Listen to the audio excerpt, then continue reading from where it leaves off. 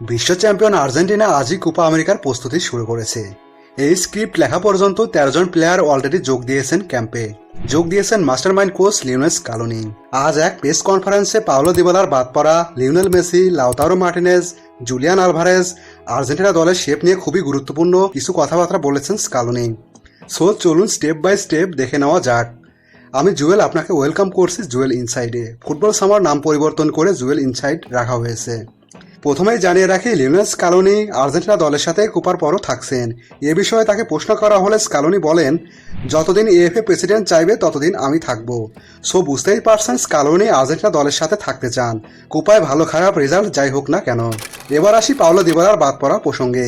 এ বিষয়ে তাকে প্রশ্ন করা হলে স্কালোনি বলেন, এক পৃথিবী দুঃখ নিয়েই দিবালাকে বাদ দিতে হয়েছে। এমন পরিস্থিতিতে একজন প্লেয়ারকে বাদ দেওয়া খুবই কঠিন। আমাদের দিবালার প্রতি তীব্র ভালোবাসা রয়েছে, কিন্তু যা আমরা সবসময় বলি, সবার আগে দল। আমাদের টিমে কিছু বৈচিত্র্য দরকার ছিল, টিম কম্বিনেশন ব্যালেন্সের প্রয়োজন ছিল, যার ফলে পৃথিবী ভরা দুঃখ নিয়ে আমরা এই সিদ্ধান্ত নিয়েছি এবং কোচ হিসাবে যা খুবই কঠিন সিদ্ধান্ত ছিল, কিন্তু নিতে হয়েছে। সো বুঝতেই পারছেন দিবালাকে বাদ দিয়ে স্কালোনি এতটাই দুঃখিত যে তা পৃথিবী ভরা দুঃখের সাথে তুলনা করেছেন। আবার এও মনে করিয়ে দিয়েছেন সবার আগে দল। দিবালা মূলত বাদ পড়েছেন টিম কম্বিনেশনের কারণে।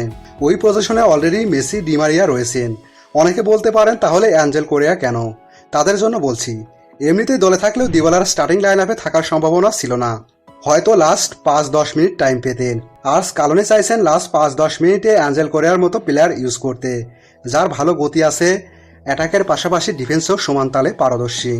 যারা অ্যাথলেটিকো মাদ্রিদের এই সিজনের খেলা দেখেছেন তারা নিশ্চয়ই লক্ষ্য করেছেন সুপার সাব হিসাবে অ্যাঞ্জেল কোরেয়া কতটা কার্যকর এই সিজনে। লিওনেল মেসি সম্পর্কে স্কালোনি বলেন, লিও ইনজুরি থেকে ফিরেছে, ধারাবাহিক খেলছে, এটাই সুখবর। গুরুত্বপূর্ণ বিষয় হচ্ছে সে খেলছে, শুট করছে। কাল লিও আসলে কথা হবে। সো স্কালোনি ইনজুরিমুক্ত লিওর অপেক্ষা করছেন এবং কাল থেকে হয়তো পরিকল্পনা শুরু করবেন। এবার আসি লাউতারো মার্টিনেজ ও জুলিয়ান আলভারেজ প্রসঙ্গে। কে হবেন নাম্বার 9? এ বিষয়ে সাংবাদিকরা জিজ্ঞেস করলে স্কালোনি বলেন, আমি জানি না আলভারেজ কম মিনিট খেলেছে কিনা, কারণ সে এমন একটা দলে খেলে যেখানে সবসময় প্রধান চরিত্র থাকে। লাউতারো সিরিয়ার সেরা গোল স্কোরার, যা আমাদের পজিটিভ ফিল দিচ্ছে। আমরা ম্যাচ বাই ম্যাচ দেখব, দেন সিদ্ধান্ত নিব কে খেলবে। আমরা শুধু চাই দুজনেই ফিজিক্যালি ফিট থাকুক কোপা আমেরিকাতে।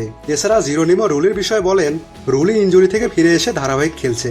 সে কোয়ালিফায়ারও আমাদের সাথেই ছিল। সব মিলিয়ে তাকে ডাকা হয়েছে। সো বুঝতেই পারছেন লিওনেল স্কালোনির কাছে সবার আগে দল। আর কোপার দল সিলেকশন করেছেন টিম কম্বিনেশন মাথায় রেখে। তবে লিওনেল স্কালোনি কিছুটা চিন্তিত ইনজুরি থেকে ফেরা প্লেয়ারদের নিয়ে।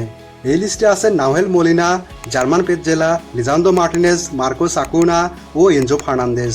যেমনটা গত ভিডিওতে বলেছিলাম, আসন্ন 2টা ফ্রেন্ডলি ম্যাচে এদের সুযোগ দিবেন এবং কেউ আনফিট থাকলে কোপার দল থেকে বাদ দিবেন বলে নীতিগত সিদ্ধান্ত। আপনার মতামত জানান। সাবস্ক্রাইব, লাইক, ফলো দিয়ে সাথে থাকবেন। ধন্যবাদ।